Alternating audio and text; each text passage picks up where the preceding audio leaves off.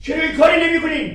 20 سال قسط نمیدن. دیدو قسط نمیدم باید بگیرم. قسط تو 20 سال قسط وام ازدواج رو من نمیدم. 20 سال قسط وام ازدواج اینو نمیدن. تمرکز کن.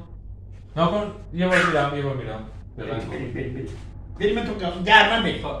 اینجوری سر بشه بدتر میشه. نه هم گرم هستم بریم.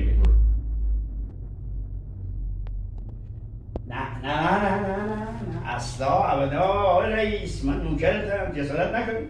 میگم که حرف من این شما وظیفتون انجام داریم میدین. بله